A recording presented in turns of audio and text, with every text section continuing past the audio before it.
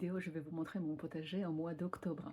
Je vais vous présenter exactement comment je procède étape par étape pour préparer les terrains pour l'hiver. Donc au départ, on commence par les dernières récoltes et je travaille la terre pour la bien aérer. Je déploie mon compost qui est déjà bien mûri depuis 1 an et je couvre tout d'une couche de paille pour bien protéger les terreaux et aussi les petites bêtes qui y habitent pour qu'ils enrichissent encore plus le terreau pour la saison, la nouvelle saison en printemps. Alors, c'est parti! Et voilà, on est en octobre. Là, on s'approche de la fin de la saison. Pour l'hiver, il reste encore des radis noirs, le romarin, la menthe, le thym, donc la menthe poivrée et la menthe sauvage. Et ce sont pratiquement les seules plantes qui vont rester pour l'hiver. Bon, radis noirs et encore plus loin, les poireaux vont disparaître au mois de novembre. Je vais les récolter voilà, à leur maturité, même si je me suis déjà servi de certains poireaux. Et tout le reste, c'est à enlever. Bon, il y a des petites mâches encore, ça je vais enlever même aujourd'hui. Ça me permettra déjà de travailler une bonne partie des parcelles où je pourrais déposer mon compost. Oui, parce que là, je m'impatientais pour faire ça. J'attendais longtemps. Et oui, ça fait déjà plus d'1 an que je m'occupe de ce compost qui, normalement, tout en bas est arrivé à sa maturité. Maintenant, tout le problème, c'est de récupérer justement toute cette partie et de la distribuer sur des parcelles. Et voici mes parcelles après le ménage. Voilà, j'ai tout enlevé, j'ai laissé les radis noirs. Voilà, ils poussent bien. C'est vrai qu'ils sont toujours entamés par des limaces, mais il y en aura quand même. Donc j'ai enlevé les mâches, c'est bon. Et encore les radis, les poireaux et les betteraves, et quelques ciboulettes. J'en ai déjà consommé pas mal et enlevé pour les congeler. Et là, une petite pause zoom sur des herbes aromatiques que vous pouvez congeler. Donc je l'ai fait avec Annette, avec les céleris et là en octobre avec la ciboulette. Donc je fais un peu le retour en arrière pour montrer voilà l'Annette, le céleri que j'ai déjà accueilli et j'ai déjà congelé et un petit zoom sur la ciboulette et la préparation, la congélation en cours. Congeler comme ça en branches ou déjà les couper en petits morceaux et les congeler comme ça. Et au fur et à mesure, à chaque fois qu'on fait les repas, on s'en sert direct sur le plat. Ça, c'est top. Et je fais pareil avec les feuilles de céleri. Voici, ces feuilles de céleri coupées. Pareil, je les mets dans une boîte, ou je les coupe ou je les mets en branches, mais je crois que je vais les couper quand même, comme avec la nette. Et je les mets dans la boîte, dans le congélateur, et c'est top parce que c'est tout prêt. Je le sors à n'importe quel moment en hiver. J'ajoute dans le plat, tout direct, tout propre, voilà, tout prêt. Et c'est top. J'en ai ramassé presque toute la ciboulette.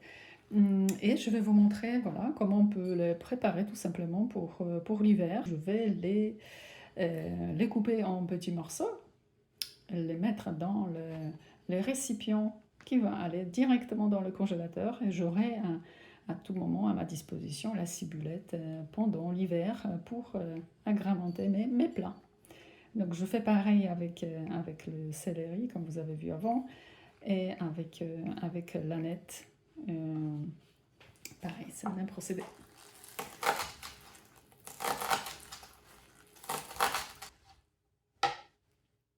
Et voilà, tout est déjà coupé.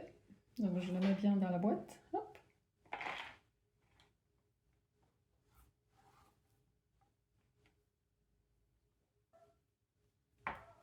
Voilà, et la boîte elle est prête. Oh, désolé pour la marque, j'utilise les boîtes après les glaces. Bon, c'est une astuce à moi. Là, je vous montre juste un instant les boîtes déjà de mon congélateur. Donc là, c'est les riz que je coupais. Et pareil, voilà. Quand je fais un plat, hop, je prends une petite quantité et j'agrémente mes plats. C'est les riz. Encore c'est les riz, donc c'est pareil.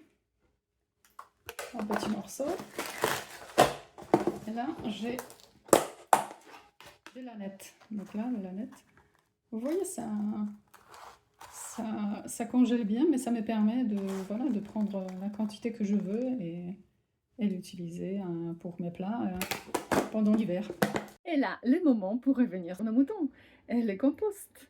Mais j'essayais de voir avec le composteur si je pouvais les décomposer pour sortir ce compost plus facilement, mais malheureusement, c'est très difficile et c'est assez fragile. Finalement, je ne l'ai pas fait. J'étais forcée vraiment de tout creuser tout en bas. Heureusement que j'ai 2 trappes, une d'un côté, l'autre de l'autre côté, donc j'ai pu y accéder.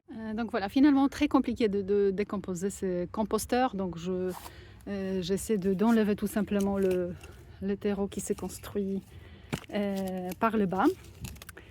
Et voilà, il y a toujours cet élément argileux dans ce terreau, mais il est quand même enrichi.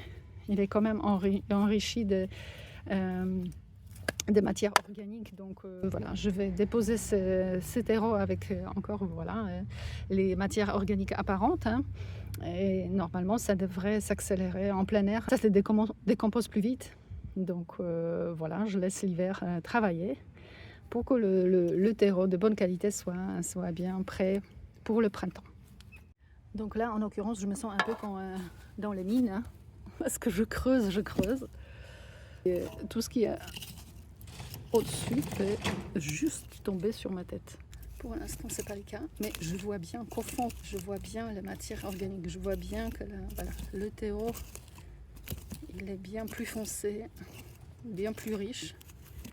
Et c'est vraiment le fond de mon composteur. Je sors au fur et à mesure ce terreau, je le mets dans le seau et je vais le déposer sur mes parcelles.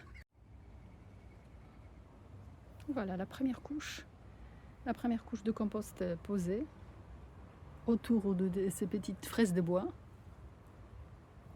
et puis dans les fleurs. Pareil, donc là je remue un peu ce compost sur le sol actuel. Voilà, et remue un peu. Donc avant de déposer le compost, j'ai bien travaillé la terre. Donc c'est comme d'habitude, à ces moments-là, que je procède avec la grélinette ou quand je ne l'ai pas, avec la fourche. Donc je travaille la terre en la bien remuant. J'y vais aussi profondément que je peux. Je soulève, je remue la terre et je progresse comme ça tout au long de la parcelle. Donc auparavant, je fais justement tout ce travail sur cette parcelle et j'ai déposé par-dessus le compost.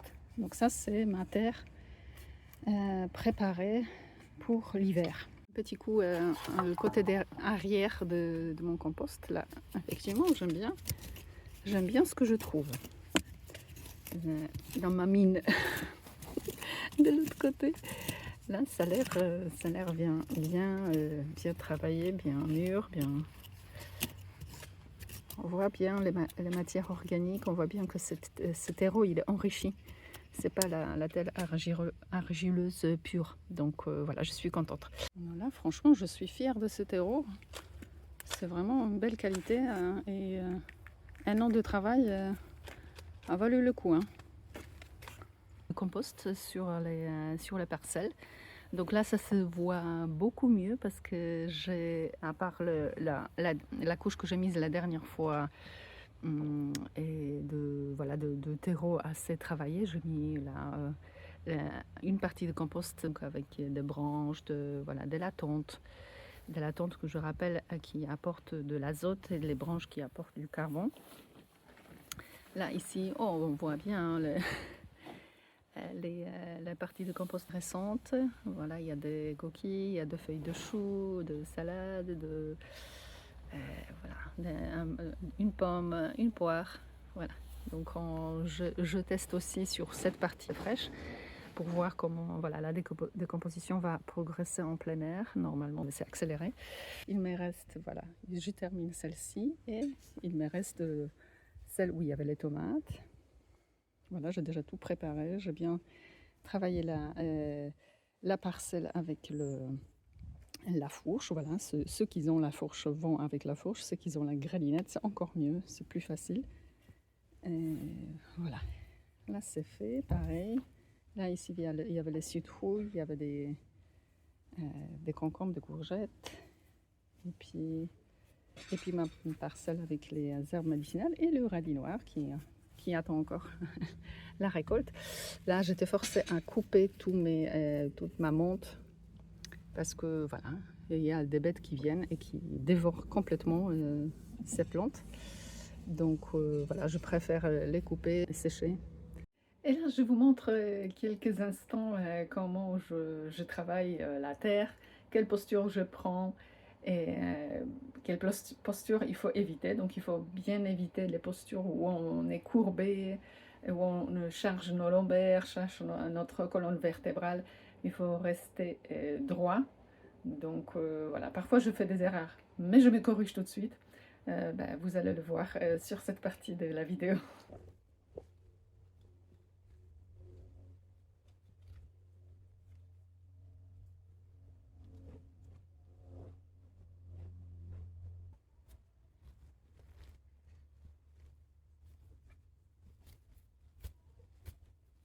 Alors, on termine ce compost. Maintenant, la place au paillage. Donc, je me suis procuré 10 kilos de paille. Non, il n'y avait pas des packs plus petits. Non, non. Ok, donc je vais vous montrer comment je procède. C'est la paille pour les animaux, mais c'est ce qui était de moins cher. Donc voilà, moi j'avais juste besoin de la paille. Le but c'est de protéger les terreaux et protéger les petites bêtes qui vont vivre dedans pendant tout l'hiver pour qu'ils travaillent bien et rendent le terreau encore plus organique. Alors je commence par mettre de la paille.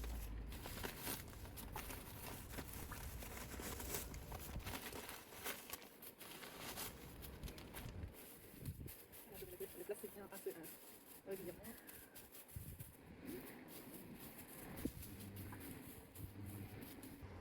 Voilà, et je vais procéder comme ça avec chacune de mes parcelles et je vais vous montrer les résultats finaux.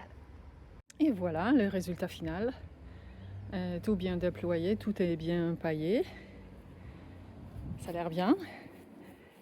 Et ils auront bien chaud les légumes qui restent. Et puis j'espère qu'il n'y aura pas trop de bêtes qui vont venir s'échauffer dedans. Hein.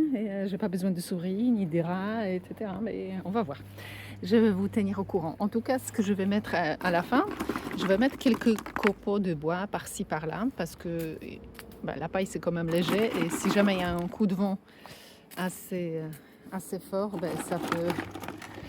ça peut vite s'en aller. Donc pour faire un petit peu de poids, je vais mettre quand même quelques copeaux par-ci par-là. Et voilà, et sinon c'est tout pour aujourd'hui. Alors, est-ce que vous êtes prêts à la mission? Préparation du terrain pour l'hiver? Yes, sir! Ok, et la prochaine fois, je vais vous montrer comment procéder pour planter les arbustiers, les arbres fruitiers, ce que vous voulez. Vous choisissez ce que vous aimez. Le mois de novembre, c'est le moment parfait pour planter les petites herbes. Et moi, je vais m'occuper de la vigne qui, cette année, s'est mal portée. Il y a quelque chose qui ne va pas. Je vais regarder ce sujet de près. On va le faire ensemble. Donc, à la prochaine vidéo!